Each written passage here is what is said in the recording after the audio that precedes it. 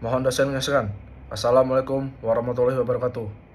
Izin memperkenalkan diri. Taruna pertama Penyelidik Imigrasi Angkatan 26. Nama Dani Rivaldi, NRT 2023.2972.1.02, Prodi Administrasi Keimigrasian A. Izin dosen, izin menyampaikan 4 tugas video. Di sini yang pertama saya akan menjelaskan tentang sejarah Rasulullah SAW. Sejarah Nabi Muhammad SAW yang merupakan Rasul terakhir dalam Islam memiliki kisah yang sangat penting dan berpengaruh dalam sejarah agama dan budaya di dunia. Berikut saya akan menjelaskan dan bercerita singkat mengenai sejarah Nabi Muhammad SAW.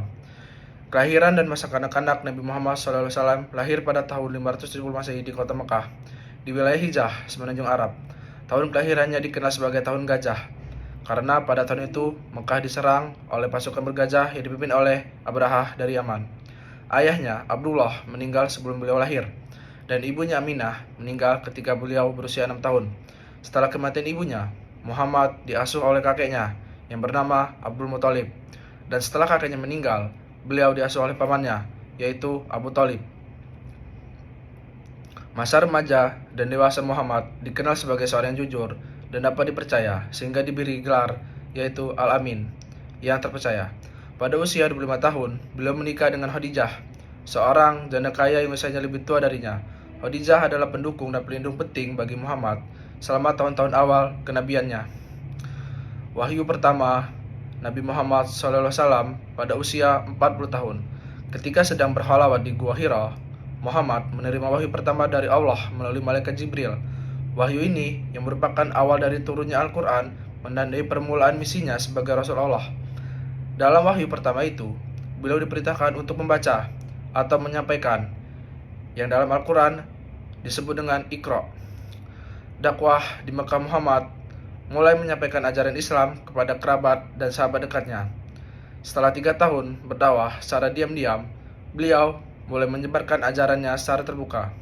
Hal ini mendapat penentangan keras dari para pemuka Quraisy yang merasa terancam dengan ajaran tauhid yang dibawanya, karena bisa menggoyahkan tatanan sosial dan ekonomi mereka yang berbasis pada penyembahan berhala. Setelah itu, hijrah ke Madinah karena tekanan penganiayaan yang semakin keras. Muhammad dan para pengikutnya memutuskan untuk berhijrah ke Madinah pada tahun 622 Masehi. Peristiwa ini dikenal sebagai hijrah dan menjadi awal kalender Islam di Madinah. Muhammad tidak hanya menjadi pemimpin agama, tetapi juga pemimpin politik dan militer di sana. Beliau membangun masyarakat yang berdasarkan prinsip-prinsip Islam. Yang keenam, saya akan menjelaskan tentang perang dan perdamaian selama di Madinah. Muhammad terlibat dalam beberapa pertempuran dengan suku Quraisy dan sekutunya, seperti perang Badar, perang Uhud, dan perang Khandaq. Meskipun banyak tantangan, beliau juga berhasil menjalin perjanjian damai seperti perjanjian Hudaybiyah, penaklukan Mekah pada tahun 630 Masehi. Setelah bertahun-tahun mengalami konflik dengan Quraisy, Muhammad memimpin pasukan besar untuk menaklukkan Mekah. Penaklukan ini dilakukan dengan sangat sedikit pertumpahan darah. Beliau kemudian membersihkan Ka'bah dari berhala-hala dan mengembalikannya sebagai pusat ibadah kepada Allah Subhanahu wa taala. Wafatnya Nabi Muhammad SAW. Nabi Muhammad SAW wafat pada tahun 632 Masehi di usia 63 tahun di Madinah. Beliau dimakamkan di rumahnya yang sekarang menjadi bagian dari Masjid Nabawi. Warisan Nabi Muhammad. Warisan Nabi Muhammad SAW sangat luas dan mendalam. Ajaran-ajarannya yang tertuang dalam Al-Quran dan hadis menjadi panduan utama bagi umat Islam. Beliau juga meninggalkan contoh-contoh kehidupan sehari yang dikenal sebagai sunnah. Kepribadiannya yang penuh kasih sayang, keadilan, dan kebijaksanaan membuatnya dihormati tidak hanya oleh umat Islam, tetapi juga oleh banyak orang dari berbagai latar belakang. Sejarah hidup Nabi Muhammad SAW memberikan inspirasi dan pedoman bagi jutaan orang di seluruh dunia, dan mempengaruhi berbagai aspek kehidupan, termasuk hukum etika dan tata cara beribadah dalam Islam. Yang kedua, saya akan menjelaskan tentang bagaimana saya memahami tentang Islam, iman, dan ihsan. Dalam ajaran Islam, konsep Islam, iman, dan ihsan adalah 3 pilar utama yang membentuk dasar kepercayaan dan praktek seorang muslim.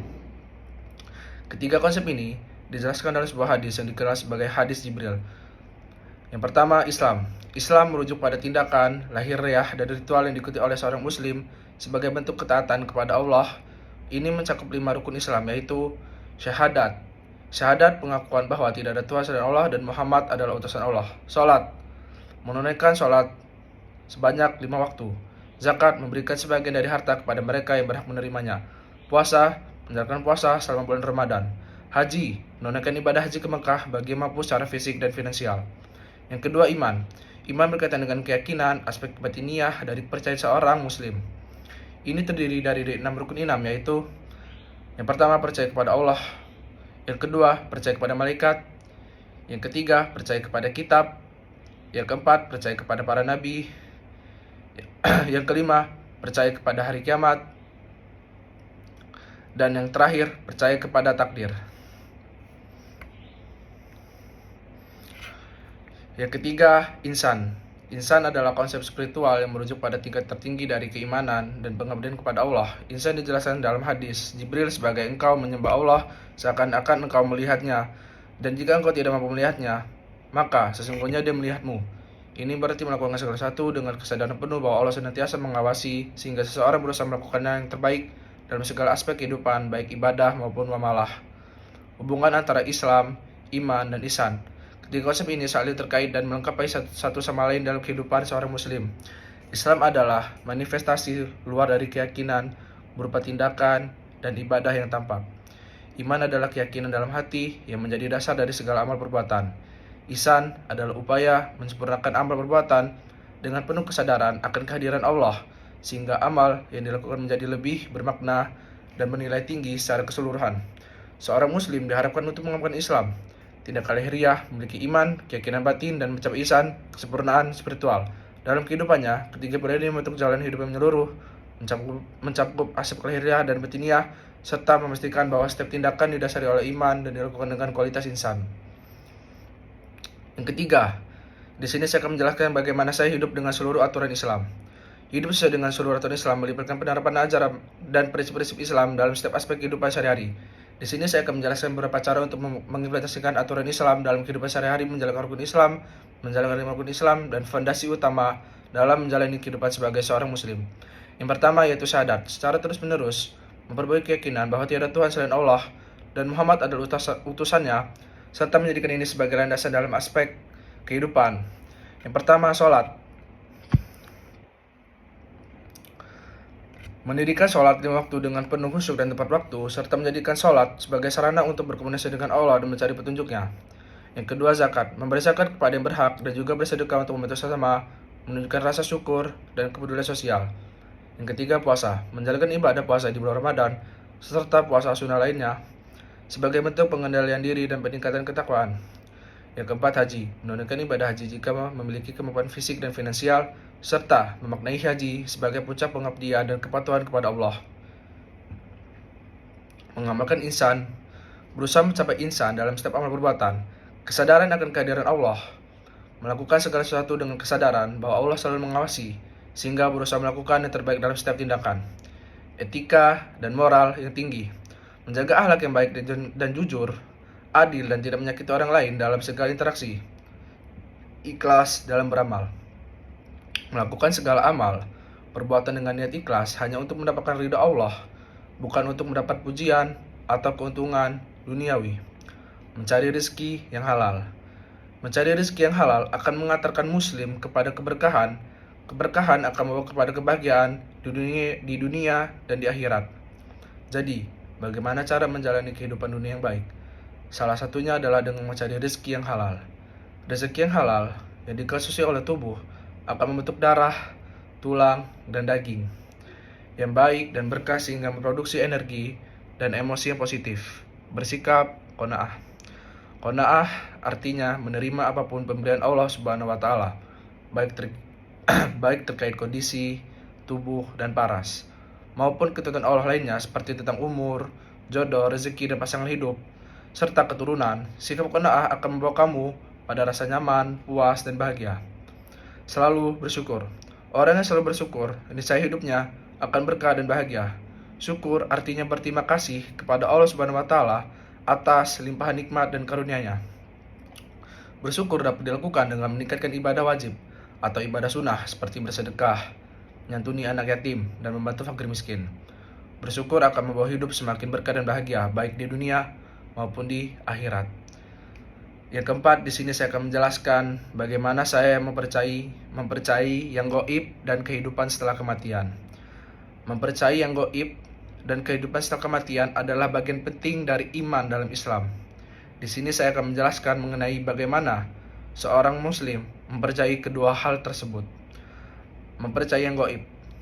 Gaib merujuk pada segala sesuatu yang tidak dapat dilihat atau dirasakan secara langsung oleh panca indera manusia, tetapi diyakini kebenarannya berdasarkan wahyu Allah dan ajaran Nabi Muhammad SAW. Di sini saya akan memberikan beberapa contoh keyakinan terhadap hal-hal gaib dalam Islam. Yang pertama, keberadaan Allah. Umat Islam percaya kepada Allah meskipun tidak melihatnya. Kepercayaan ini didasari dengan wahyu dalam Al-Quran dan hadis serta tanda-tanda kebesarannya yang terlihat di alam semesta. Malaikat. Malaikat adalah makhluk gaib yang diciptakan oleh Allah dari cahaya. Mereka menjalankan berbagai tugas yang diperintahkan oleh Allah, seperti menyampaikan wahyu, mencatat amal, dan lainnya. Contohnya adalah malaikat Jibril yang menyampaikan wahyu kepada para nabi. Jin dan setan. Jin adalah makhluk yang diciptakan dari api, dan mereka memiliki kemampuan untuk berinteraksi dengan manusia dalam beberapa cara tertentu. Ada jin yang beriman dan ada juga yang kafir. Setan, terutama iblis, adalah golongan jin yang membangkang terhadap Allah dan berusaha untuk menyesatkan manusia. Takdir. Takdir atau qadar itu adalah keyakinan bahwa segala sesuatu yang terjadi di alam semesta ini sudah ditetapkan oleh Allah. Itu mencakup segala aspek kehidupan, baik yang buruk maupun yang baik, yang sudah tertulis di Lauhul Mahfuz. Mempercayai kehidupan setelah kematian. Kehidupan adalah salah satu rukun iman yang harus diyakini oleh setiap muslim. Keyakinan ini mencakup beberapa aspek penting. Salah satunya kematian sebagai gerbang. Ulangi, kematian sebagai pintu gerbang. Dalam Islam, kematian bukanlah akhir dari kehidupan, melainkan pintu gerbang menuju kehidupan yang abadi. Setelah kematian, ruh seseorang akan masuk alam barzah, yaitu suatu fase penantian sebelum hari kiamat. Hari kiamat. Hari kiamat adalah hari di mana seluruh makhluk akan diberikan kembali untuk dihisap, dihitung amal perbuatannya, dan ditentukan nasib akhirnya. Tanda-tanda kiamat besar dan kecil dijelaskan dalam Al-Quran dan hadis, dan umat Islam percaya bahwa hari itu pasti akan datang. Hisab dan mizan. Pada hari kiamat, setiap orang akan dihisap atas segala perbuatannya selama hidup di dunia. Mizan atau timbangan akan digunakan untuk menimbang amal baik dan buruk seseorang. Mereka yang amal baiknya lebih berat akan masuk surga, sementara yang amal buruknya lebih berat akan masuk neraka. Surga dan neraka. Surga dan neraka adalah tempat yang disediakan oleh Allah sebagai balasan bagi manusia setelah hari kiamat. Surga adalah tempat penuh kenikmatan dan kebahagiaan bagi mereka yang taat kepada Allah dan Rasul-Nya. Sedangkan neraka adalah tempat penuh siksa bagi mereka yang membangkang dan berdosa, yang tidak menjalankan perintah-perintah Allah yang untuk memperbaiki kehidupannya. Dasar keyakinan. Keyakinan terhadap yang gaib dan kehidupan setelah kematian dalam Islam didasarkan pada yang pertama, Al-Quran. Sebagai kitab suci umat Islam, Al-Quran menyebutkan banyak ayat yang menjelaskan tentang hal-hal gaib dan kehidupan setelah kematian. Yang kedua, hadis Nabi Muhammad SAW. Banyak hadis yang memberikan rincian tentang kehidupan setelah kematian, malaikat, jin, dan takdir. Yang ketiga, ijma ulama. Kesepakatan para ulama berdasarkan dalil-dalil yang sahih juga menjadi sumber keyakinan tentang hal gaib, mengimplementasikan keyakinan terhadap yang gaib dan kehidupan setelah kematian mempengaruhi cara hidup seorang muslim. Yang keempat, ketaatan dan kepatuhan. Menjalankan perintah Allah dan menjauhi larangannya dengan keyakinan bahwa semua amal perbuatan akan dihisab. Kesabaran dan ketabahan menghadapi ujian hidup dengan sabar karena percaya bahwa ada hikmah di balik setiap takdir Allah. Yang kelima, kehidupan yang bertujuan. Menjalani hidup yang tujuan yang jelas, yaitu mencari ridho Allah dan mempersiapkan diri untuk kehidupan setelah mati. Yang keenam, amal soleh dan taubat. Berusaha untuk selalu beramal soleh dan bertobat atas dosa-dosa yang dilakukan karena percaya pada adanya pahala dan siksa di akhirat. Dengan keyakinan ini, seorang muslim berusaha menjalani hidup yang seimbang antara usaha di dunia dan persiapan untuk akhirat dengan selalu mengingat akan adanya kehidupan setelah kematian yang abadi. Sekian tugas video yang saya sampaikan. Mohon dosa menyelesaikan. Sekian, terima kasih. Wassalamualaikum warahmatullahi wabarakatuh.